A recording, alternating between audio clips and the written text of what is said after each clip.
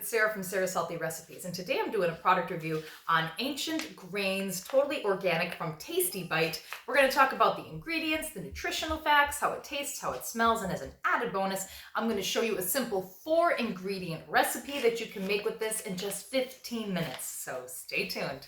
Before we get into the recipe, I just want to ask you to like this video and subscribe to my channel for more plant-based and gluten-free recipes and vegan product reviews. Thank you so much for watching. Now, let's dive right into it. So let me tell you about this Tasty Bite Ancient Grain or fully organic powerhouse. This is completely microwavable. It only takes 90 seconds in the microwave. It's vegan, it's kosher, it's non-GMO, it's organic, and it is 100% whole grain. So first up, I'm going to read you the ingredients. Water, whole grain wheat berries, whole grain pearl millet, whole grain sorghum, whole grain aromanth, whole grain finger millet, don't know what that is, sunflower oil, dried onion, dried red bell pepper, salt, dried garlic, green chili peppers, turmeric, and gaur gum. So yeah, if you know what the finger millet is, let me know in the comments below what that is, what it looks like, and yes, so help me help you, okay? And now we're gonna look at the nutritional facts. So I'm going by the entire pouch. So one full pouch is 350 calories, okay? The total amount of fat, there's 6 grams of fat, there is 790 milligrams of sodium, 64 grams of carbohydrates, and 14 grams of fiber. Total sugars is 2 grams, so that's pretty low. And protein, 11 grams of protein. That's a lot in this pouch here.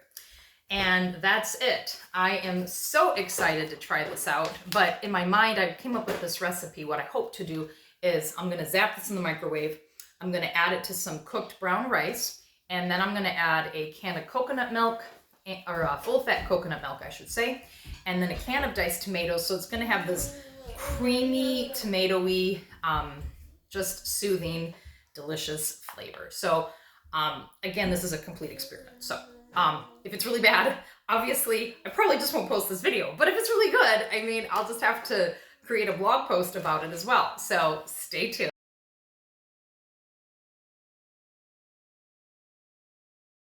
Okay, time for the best part, the smelling test and the taste test. So there's really not a whole lot in that packet, which is why I'm going to make a full recipe with it. Add some rice, or if you have potatoes, that would probably work too with this. It smells really good. I'm not familiar. I don't think I've ever had wheat berries before. I normally just eat gluten-free, but I don't have a problem with it. Like, I can eat gluten just fine. So, but I'm just not really familiar with like what it's supposed to smell like. So we're going to give it a taste here, though. Here we go.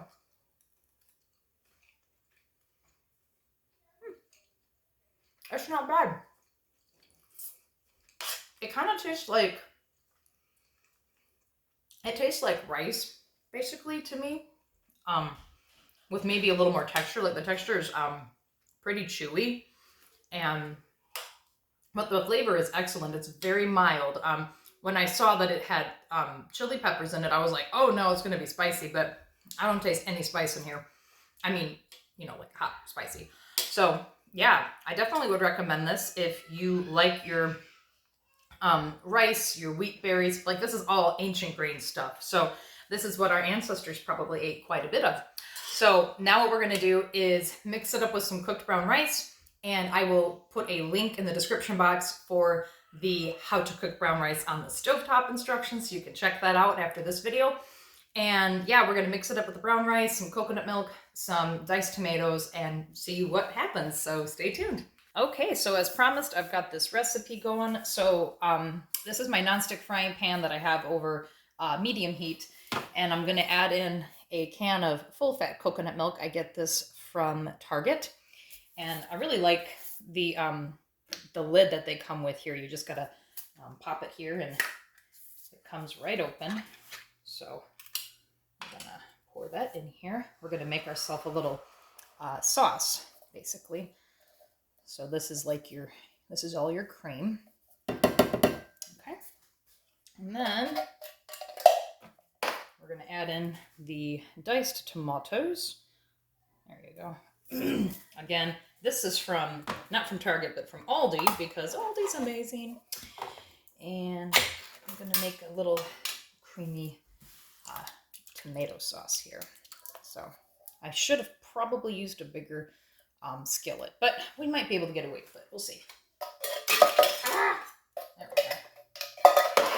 Don't mind the screams of the kitchen. It's a work in progress here. So we're just gonna give that a little stir here. I don't think I'm gonna add any spices either, because the ancient grain mixture has seasonings of its own, so there really isn't much I need to do with it, honestly. Okay, so we're gonna add in those berries here, the wheat berries, I mean. And again, these are already fully cooked, so it makes for a really fast meal. Assuming it tastes good, which I'm sure it will. You really can't go wrong with the tomatoes and coconut cream. Like, oh my gosh. I like to make the pasta for my kids with their gluten-free noodles, and it's just this creamy, tomatoey deliciousness. So I'm gonna actually turn up the heat just a little bit here. All right, and then I'm gonna add in some of my cooked brown rice here. Let's see how much. This is about half a cup, so there's, excuse me, 1 cup. And then 2 cups. Let's start with 2, see how that looks. There. I'll probably be able to get away with maybe even 3 or 4 cups here. Okay. Because I don't want it to be a soup. You know, I want it to be kind of like a hot dish, basically, is what I'm going for here. So, all right, so there's 2.5. There's 3 cups of rice, and then 4. Okay, there you are. Just got done making. I cooked up 6 cups of brown rice on my stovetop, and again, I'll put the link for those instructions in the description box below. Feel free to check out my website, sarahshealthyrecipes.com, for more delicious recipes. All of my recipes are gluten-free, plant-based, and vegan. I hardly ever use oil, just out of a principle. And I also have some articles on there that I share that explain more about a plant-based diet. And yeah, it's a lot of fun. So there we go. We've got the fully cooked brown rice, the fully cooked ancient grains. We've heated up the coconut milk and the diced tomatoes. It looks really, it looks good. I should have had some fresh basil to throw on top there. That would have given it an Italian flair. So I'm going to be taking this off of the heat. Maybe we should probably let it bubble a little bit first, yeah? Yeah, it's starting to bubble. Okay, that's probably good enough. So next up, I'm going to give it a taste, and we'll see how it goes. Stay tuned. Guys, the moment of truth. Here it is. Time for the taste test.